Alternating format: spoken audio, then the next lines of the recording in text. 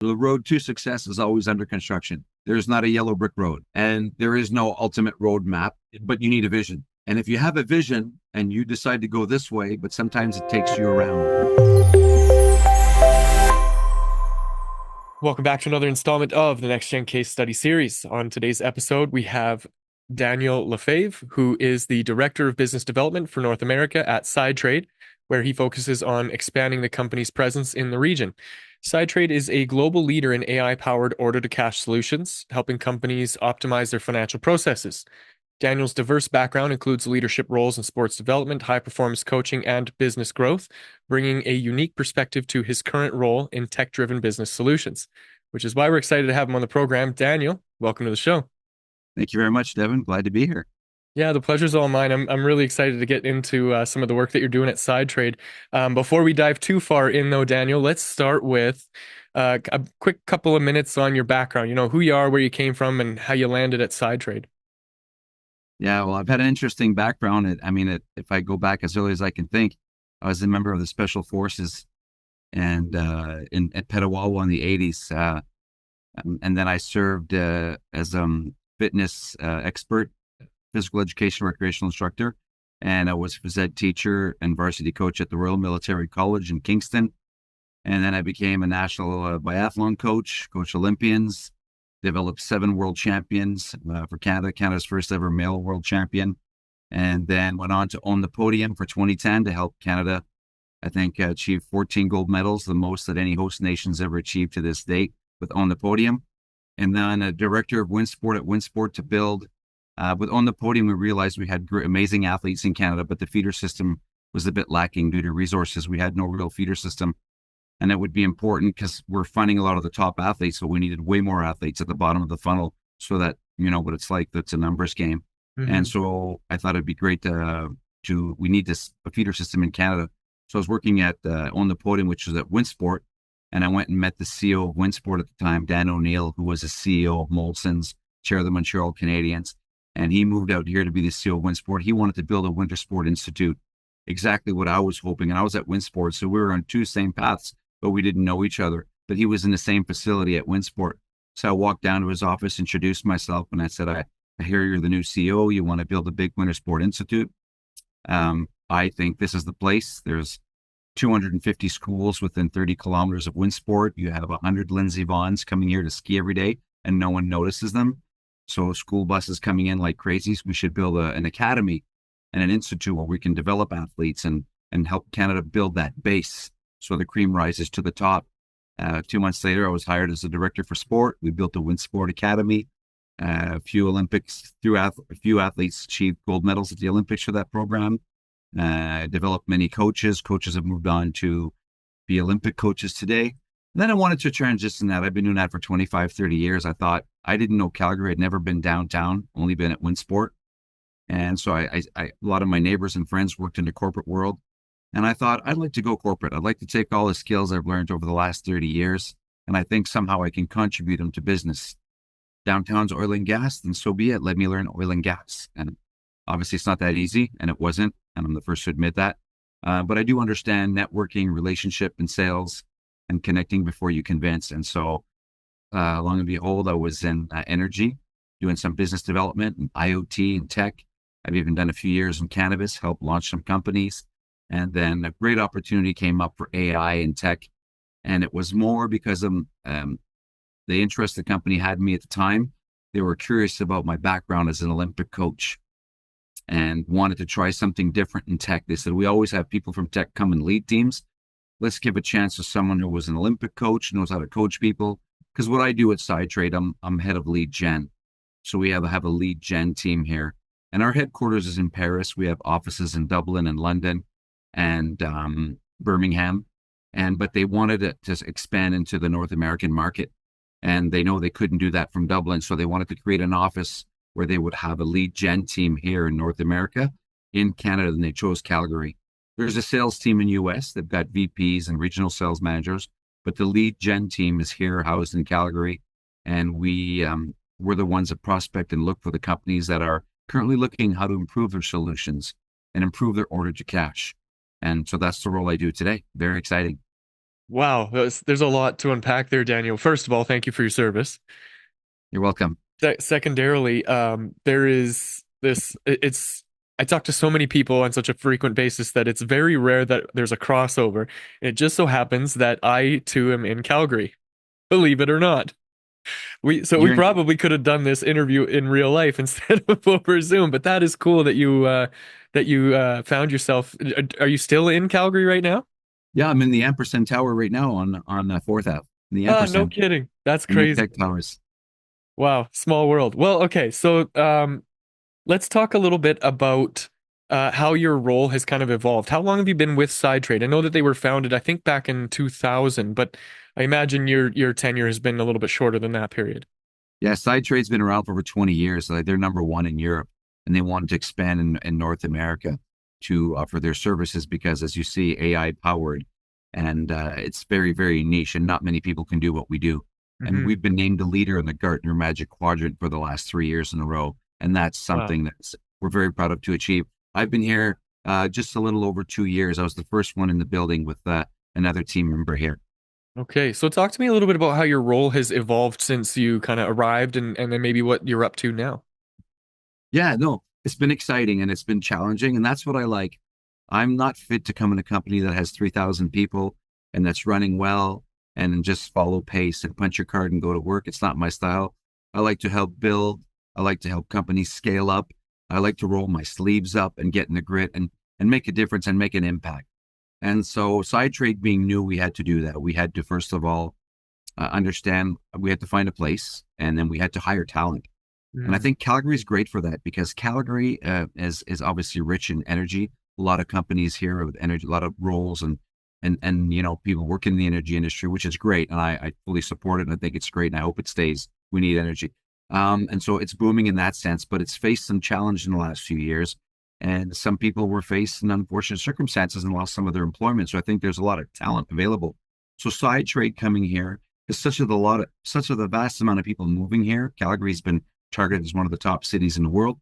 So a lot of talent is moving to Calgary. So the talent plus the available space coming out of COVID, the commercial space, there was a lot of it.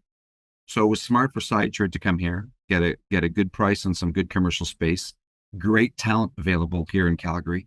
And tech is new. So while energy is great and there's great careers in energy, SideTrade offers diversification. So if you want to try something different, you want a fast-paced environment, you want to be a part of AI, you want to be a part of finance, you want to be a part of something that's different, that's really challenging for the people like me that like challenge, that don't just like to go to work and do their everyday thing. Now, SideTrade offers all of that, and I think it's very unique. So my role was to come here and develop that team. And I won't say it went perfect. We went through some growth changes because, when you're scaling a company up, you need people that have that kind of character that can roll their sleeves up and have the ability to adapt, improvise, and overcome. They can the individuals who just like to go to work and don't like to be shooken up, which is great. Wasn't a place for them at the beginning because you're growing, you're learning your sector, your market, and you're coming with a company that's not known in North America. So while you're trying to promote this business and do some lead gen and qualify it, people don't even know who you are. So you're also doing some marketing. And so if you're used to coming from a company that has huge marketing establishment and you're saying, this is so and so, oh yeah, we know you. This wasn't the case. People didn't mm, know us. So it took a different kind of people. I didn't know that at the beginning. So I was excited and I hired great talent, but not necessarily everyone was fit for that mold. And either they didn't want to stay or we didn't find they were a fit for us. It didn't matter in the end. But a year later, we figured that out. And it took about 8 months to 9 months. And then we rebuilt the team. And it's been, I would say, 85 to 90% solid since then. yeah, that's really exciting to be a part of something that poses that challenge. And I'm always fascinated about how that military experience kind of lends itself to the business world because I've met a lot of people along the way who have acquired, I'll call them transferable skills that you develop as you kind of go through some of that hard work that you have to endure in that space, and then you come over into the corporate world and you some of that you still need the resilience, you still need to be able to take one on the chin and be able to stand back up and keep going, and it's just in a different way, right? The emotional aspect or the mental aspect of it, the mindset part of that, that kind of keeps you glued to the challenge as opposed to somebody who would walk away from it or maybe not be up for it. And so it's really cool to see you out there up to that kind of thing. So when you're talking about the lead gen stuff that you guys are doing, what does that look like? Are you kind of cold calling, direct to consumer kind of thing, or do you do more like branding and content and higher level awareness? What's working for you? Well, it's a bit of everything. When we first started, we had a marketing team, but the marketing team was new, and not new as in the experts themselves had experience in marketing and been around years, but new in promoting a new product, a tech product. And it's a company that's based out of Europe. So, Right. you could think that maybe in North America, well, we don't deal with European companies. We're North America, we're different. I mean, we've heard it all, you can hear it all, but we've had to prospect like cold and have no marketing and no, I used to call it, because I'm ex-military. I used to say, the artillery and then the Air Force would go and bomb and pound the grounds first so that, the soldiers can come in and soften the blow. And then you go, oh, we know what's coming. If they're bombing, it's because there's soldiers coming. Well, the marketing is like that overhead cover. If you're marketing, then once you market, the people are going to start calling, right? They're going to follow. And so we didn't have a lot of overhead cover. We were doing as much as we could, but it was at the very beginning. And, when I was hiring BDRs, I was saying, I use a lot of what you're just saying about what I did before and how it lends to this. It's all about perspective. I can't speak for everyone who served, but for me, the one thing I see every day when I wake up, it's a perspective. It gave me a perspective. There's stuff that I'd done and that I was exposed to that I was like, okay, no matter what I do in life after this, it's going to be easy because if I get through this, I'll do anything. And so because of that, I have that mentality today. So when I go somewhere and I hear someone say, oh, that's going to be hard, I'm not sure. No, we can do it. Just trust me. Well, just trust me, we can do it. Even if it hasn't been done, we can. And I look back and, I always like to tell the BDRs, you're coming to a place where imagine you're in the snow and there's like 4 feet of snow and you're marching with snowshoes and big toboggans and you're sinking. You're still sinking even though you have snowshoes, but you're only sinking about 6 to 8 inches instead of 2 feet. So it's taken you, it could take you 3 hours to do 5K, but you're doing this for the people that are going to come behind you. They're going to walk on it and do it in 20 minutes. So we're trailblazers. So it's a different Right. role than being in a company that's been established 30 years. So you need to, when you're starting a company like that and you have young BDRs or people coming to work, you need to be able to manage those expectations and let them know it's not going to be easy. And so I would use those kind of examples of the snowshoe. So I said, we're the pioneers, we're building it. 10 years from now, the BDR is coming at SideTrade. Well, everyone knows SideTrade. They pick up the phone. Yeah, we know who you are. You just got to give your spiel. We didn't. We have to say what SideTrade was, how long we've been around, who we worked with. And so the company together, we had to really train the BDRs at a high level. So although they have a title of BDR or SDR, it's not really what they are at SideTrade. I've seen BDRs and SDRs in other companies, and I've hired some recently, even in the last 7-8 days. And they're telling me, I've never had this kind of training, even on day 1 or day 2. This is normally they give you a book and you learn and off you go. And I don't see it that way. I know how I was trained in every role I've done, and even as a coach, how we train the athletes. That's what I bring here. I bring in a BDR and I want to train them. I want to spend time with them, at least to get them going. After that, they can learn from their peers. They can learn from sales. They can go online and you become who you want to be. Mm. I look back when I was a young Olympic coach, I'd work with other Olympic coaches. I spent time with the Russians, the Germans, the Norwegians, the top coaches in the world. I wanted to learn a bit of what they did. I didn't want to be them. I wanted to take the best of everyone to you so I can become. So I like to pass that on to the BDRs and say, look, you're a financial transformation specialist. And so you need to learn just getting on the phone and saying, hey, have you heard about SideTrade? That doesn't work anymore, right? And so you really have to understand the issue. What are companies facing? What are their challenges? And what's out there today? Because we're selling something that people don't even know can be done. And I'm honest with you, Devin. Like everyone says order to cash, but there's certain things that we do that people who work in accounts receivable in certain companies around the world don't even know that service could be done. And they're doing a lot of manual, tedious, repetitive human tasks. And that could be eliminated, but they don't know it exists. So when you get someone on the phone, you won't get that in 5 seconds. So you really have to be able to be creative. You have to have done your research. You have to understand their pain points. Because when you meet someone in person, you see eye to eye, correct? But on Mhm. the phone, you don't. So you're missing that connection. So they don't know who you are. So how do you get across? So I think doing some research and understanding what their pain points are and really letting them know the purpose of your call really helps soften that blow we talked about before you come in. Right. That's that air support that you need to kind of set the That air stage, support, right? air cover. Yeah. Yeah, I love that.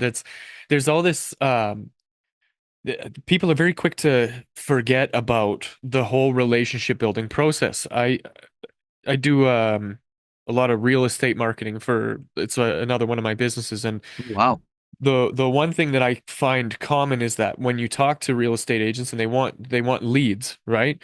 But when you put strangers in front of them, they are immediately like, okay, let's move. And it's like, oh no, hang on, you gotta slow down a little bit. You can't ask for the kiss on the first date. You gotta take your time. You gotta You nailed really it.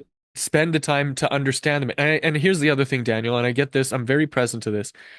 You can do a million years of research, right? And then you can get on the phone with that person, but that person has no idea what work you've done on the front end. So you still have to go through that experience with them so that they feel like they've been heard or they feel like they that you understand them or get them.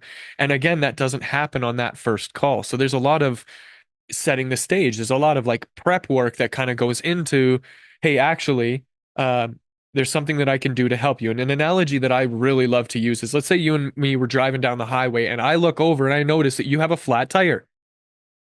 You don't know, the music's blaring, you're banging around on your air drums and having a great time. You're just cruising down the highway. You couldn't tell that the tire went flat. How would you, right? So I'm charged with this task of like waving you down and opening the window and yelling out across the highway at you like, "Hey, you have a flat tire." And you're like, "Okay, thanks." And you drive off like, "What a weirdo that was," right? But at the end of the day, you're going to go to the tire shop and you're going to get your tire fixed. And so how do we kind of bridge that gap between, hey, listen, I was the one who called you out on that. I was the one who noticed that you needed the tire. You should have come to my shop instead of going to somebody else's. There's a big disconnect there. What do you do to kind of overcome that challenge, Daniel?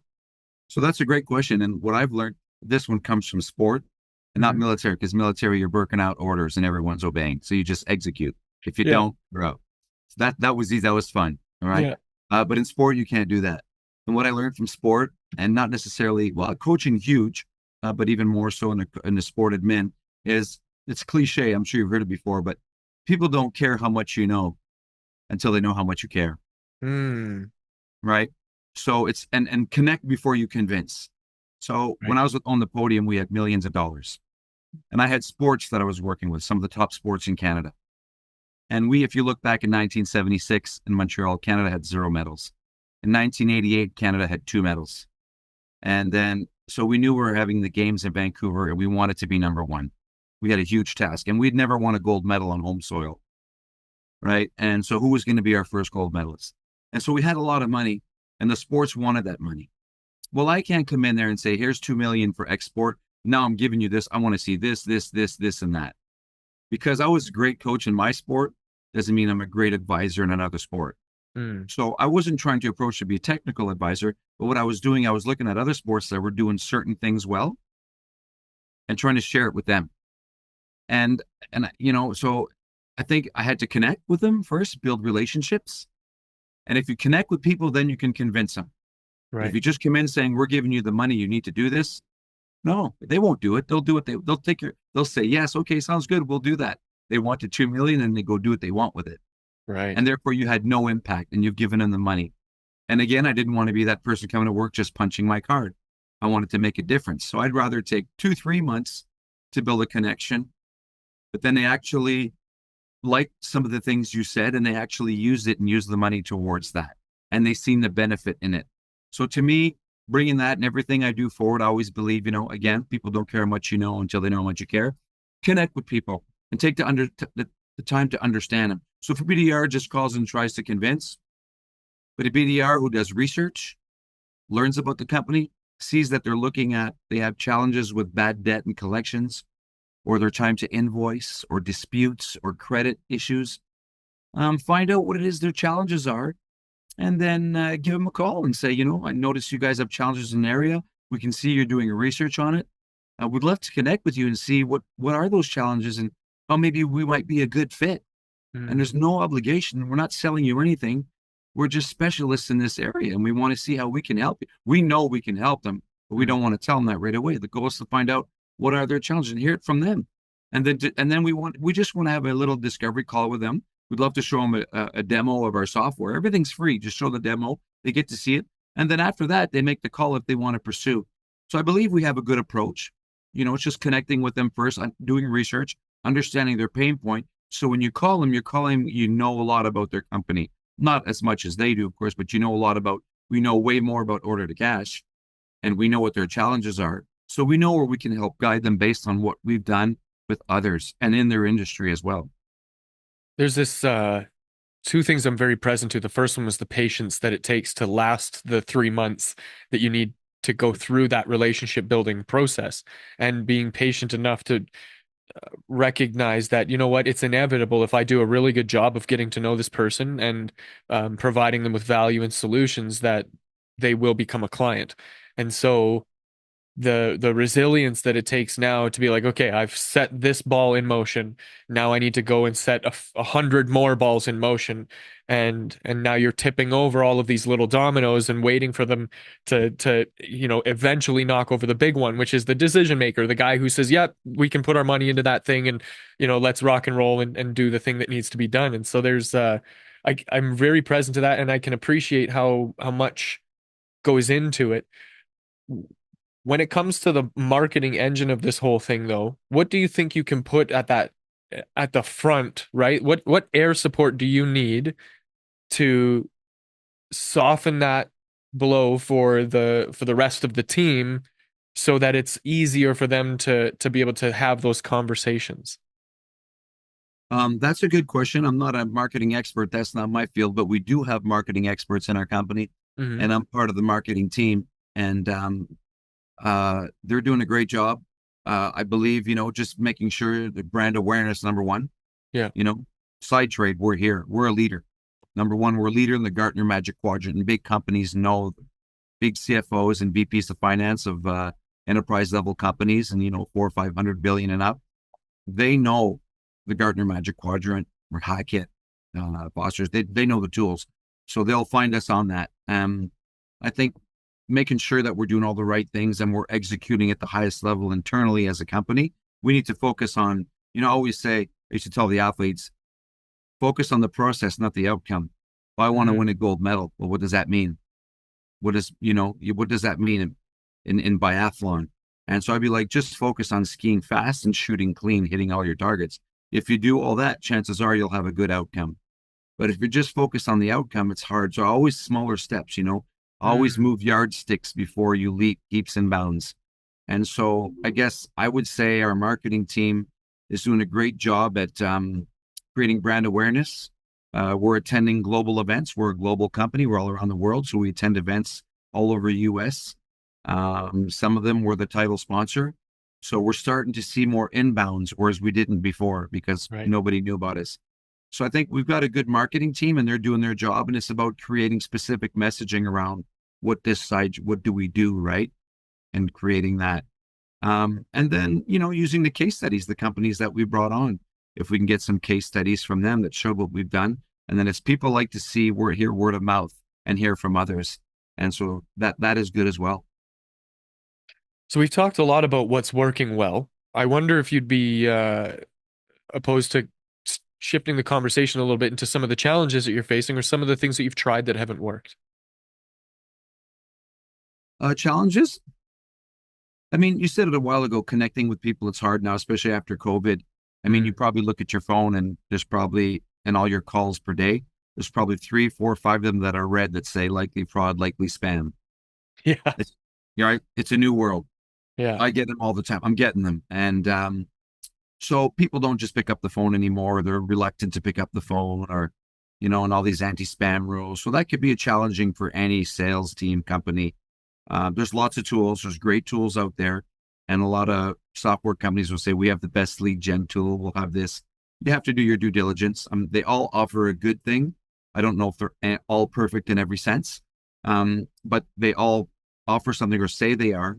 But I mean, finding the right tool that works for you and for prospecting And today, is same with emails. You look at Microsoft. Nowadays you have other and you have focused. If you look at your mailbox, a lot Right. of your stuff could be going to other, and people don't look at other. Going on LinkedIn. LinkedIn is a great tool. It's amazing. If you're premium or if you're not, or if you have sales nav, but then you need to connect on list. So the tools are improving and they're getting better. And there's a lot of other prospecting tools that exist in which we employ, and others. And we've gone through some, and we've done trial and error. I guess I would say, trying to find the right tool that works for you, and making sure and using it a lot and getting the data from that. You need data. To just say this tool doesn't work doesn't suffice. But if you have 15 people using it and you're tracking weekly data, and then 2, 3, 4, 5 months after, you go to the executive team and you say, here's what we've been using, what you've asked us to do. Here's the data. It's amazing. Or here's the data. It's not amazing, whichever the case may be. But you got to track the data and send that forward. It's work in progress all the time. Right. It's a very iterative process, and that's something that a lot of people kind of miss when they're setting this whole thing up. Is like, oh, I'm gonna do this. I'm gonna let everybody know I exist, and then all of a sudden you're gonna be a millionaire. Well, it's a lot more complicated to convince a stranger that the thing that you have is going to be useful to them, and so it takes that time and that effort and all the other things that we've kind of already touched on. So when it comes to the future growth opportunities, things that you guys are aiming at, what sorts of revenue milestones, whatever. What are you excited about that's in the future for the work that you're doing? I just love the growth of AI. I love the growth of tech.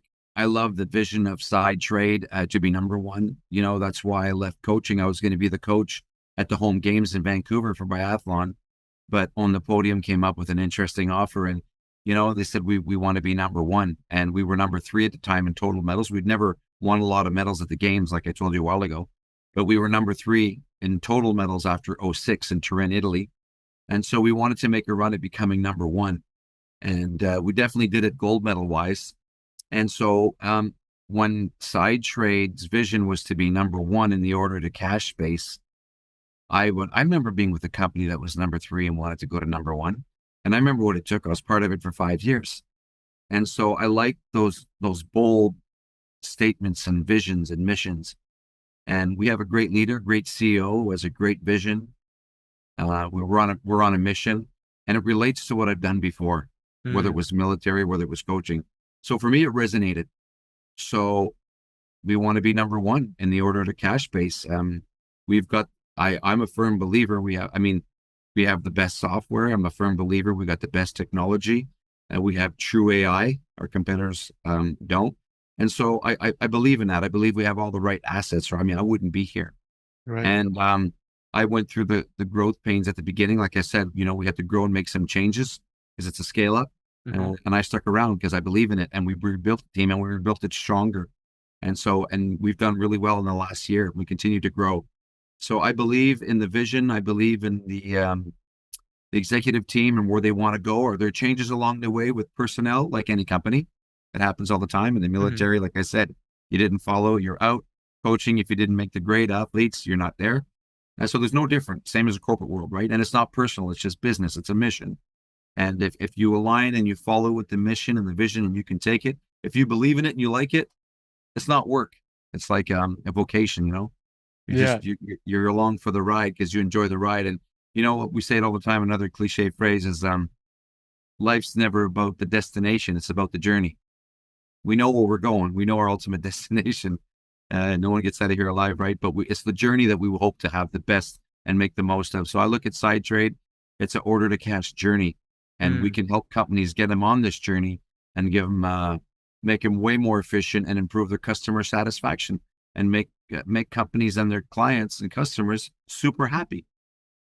Yeah, and we all win as a result of that. It's a win-win. Yeah. As you were talking, you reminded me of Simon Sinek's principle of the infinite game. I get that it's not his. He wrote a book about it as a kind of ode to some of his earlier teachings, but I'm very present to this idea of there is no destination to the thing. And so if you're meant to play this game indefinitely for the rest of your life, what do you need to change about yourself right now to be in the place to kind of manage that both mentally, spiritually, and physically being in that in that space for such a long time, and it's really cool to see that out in the real world actually playing out. Like, hey, we're in this, and we're aiming at being the best, and there's no destination other than just maintaining being the best at what we do. And I love that that's a part of the mantra. Well, I Daniel. see that in I see that in the team and the young people I hired today. Technically speaking, they're way more savvy than I am, and they understand tech better than I do. And they learn the tools in a week where it takes me 2, 3 weeks, even though I'm their supervisor, right? And Mm, that's fine. It's great. I always learned that you build a good team around you, and great leaders build good teams around them. That's how they succeed. And I yeah. love having that youth, and I love having how driven and smart this new generation is in terms of that technical. But what I bring to the table is what they don't have and the new generations don't have. So I bring that discipline, Yeah. that loyalty, that commitment, that drive, that resiliency, that coaching. So hopefully I learn from them and hopefully they learn from me. And I think that new tech and that new savviness and understanding these tools and the old school, these, when you go to the gym, when you train for something, the basics, the fundamentals are still there. You can bring in Taibo, aerobics, bench box, bring in all the things you see, the Richard Simmons, but in the end, there's still gyms, people still train, and these tools kind of go away, and the fundamentals are there. Less input, more output, do some physical activity. You could just walk and run and do push-ups. The fundamentals are the fundamentals. So what I bring, they bring all the new youth way of thinking, these new generations, and I bring in the fundamentals that they were never exposed to because that's the older school. And I think that's what you look at companies today, if they can have both of that, and there's no egos. I always say, it's amazing what can be accomplished when no one cares who gets the credit. So if someone younger on my team did something that I would have never even thought of, great, let's put them on the spotlight. Even though I'm the director in their BDR, doesn't matter to me. We win. You thought of it, not me. I love that. Yeah. What's his name? Ryan Holiday just published a book called Ego is the Enemy. I'm halfway through it, and it's very much this Yeah. just letting go of that sense of identity and being attached to what you're doing, and just letting what you do be separate from you. So I love that that's a part of the work that you're doing. Listen, to close out the show here, Daniel, I wonder if we could leave on a high note here, and I'm thinking about others who are kind of out there on their way to building something great, trying to start up a company or build a business around an idea, and they're facing some challenges. What sort of advice would you offer somebody in that position? Well, look at the road to success. The road to success is always under construction. There's not a yellow brick road, right? You're always going to be under construction. And there is no ultimate roadmap. I mean, but you need a vision. And if you have a vision and you decide to go this way, but sometimes it takes you around. I use that explanation when we're trying to talk to people about our software. We're like, do you remember maps? And some people don't, but in '87, I was a soldier in Shiloh, Manitoba, and I'd drive all the way to Quebec City to see my family. I had to get a map of Manitoba to take me from Brandon to Falcon Lake or the exit of Winnipeg, Manitoba. And then I had to go into the first Picture Canada and buy a map of Ontario. And then I'd hit Quebec and I have to buy a map of Quebec in the first Shell or Petro Canada. And I had these maps all unfolded all over my seat. And I had highlights and to know how to get home. And I call that version 1.0. And then, 20 years ago, we had Garmin. And then you plug your Garmin into a lighter or you rent a car, you want a Garmin with it for $15 because you're landing in a town you're not used to being. And then the Garmin tells you where to go. But sometimes the road was under construction. The Garmin was wrong. It didn't show. Today you have Google Maps, you have Waze, everything is new. Don't go here. It's under construction. Photo radar here. That's 3.0. So I like to tell the people it's a journey. And it's maybe a lot of people you're working with are still reading maps. And, you just got to stick to your vision. And a lot visionaries are like Monet. If you look at the Monet paintings, you see a bridge, you see a land, you see water, and you see a bridge, but you don't see the cables and the nuts and bolts. It's Right. just a bridge. And so that's very much me. I'm a Monet kind of person. I see something, we can build it. But then I hire the people behind me that'll come and put the nuts and bolts in. People who are process orientated, who write policies and procedures, who do all, because that's not me. I don't do that. So Yeah. I bring them on because I'm not stupid. I know my bridge won't hold. But then years later, they go, wow, that guy came here and built a bridge. And if it wasn't for that bridge, they were and they weren't engineers, they're visionaries. And so I think the people who are running these companies, the visionaries need to stick to their vision, bring on the people. Companies, I think people make companies. Companies don't make people. So Mm, if you bring on the right people and you empower them and you trust them, even though you're the leader, they will put those nuts and bolts. You do your vision, they will come behind you and put your nuts and bolts. They're glad to because they love your vision and believe in it. But you got to keep them involved in your vision and communicate with them so they know where you're at and what you want to do, or else they're lost and they don't know. So even though whether you're the captain at the top of the ship or you're shoveling coal in the bottom of the ship, you know where the ship's going, you know the mission, you know you want to be number one. So if you want to be number one, what does it take? Maybe it takes so many shovels a day to be the top coal shoveler. I don't know. But if you involve the people at the bottom level and give them goals, and if you do that, we'll be across the ocean quicker than anyone. They will feel and we'll win the gold medal. They will feel part of a team. So you got to empower your people, sell them on your vision, and make them feel a part of it. So when you do get there and you win, they all believe they didn't come and punch their card to work. Hey, I helped this company get to number one. Sure, I was the person at the front door greeting people, but the way I greeted people, I killed them with service. I made them feel real good and they kept coming back. And that contributes to the win of the company, right? yeah. Incredible advice, Daniel. I'm a huge proponent to giving flowers while you're still here, and I like uh, that. people who work for you are very privileged. I can say that. Whoever decides to join your team, Daniel, they are I very lucky appreciate that. Thanks. individuals. Yeah. This has been great, man. I'm very grateful for your time and your insight and your wisdom and everything that you've offered here. Uh, so thank you on behalf of anybody watching and listening. If somebody wanted to get in touch with you to maybe pick your brain further or work with you, what's the best way for them to do that? I'm on LinkedIn and message me on LinkedIn. Get a hold of me. I'm in town here in Calgary. We got a beautiful little coffee shop in the Ampersand. If you want to come sometime to connect with me, you and I, and we'll Yeah, go have a coffee definitely. at the Ampersand, feel free, or go have a drink downtown. Let me know. I'm available. Cool, man. This has been great. We'll make sure to link to all that stuff in the show notes so anybody watching and listening will be able to find you a little easier. On that note, if you want to get in touch with me and my team for any of your marketing or AI needs, you can visit nextgengrowth.com. Otherwise, that's it for this conversation. Thanks for joining us, and I will see you in the next.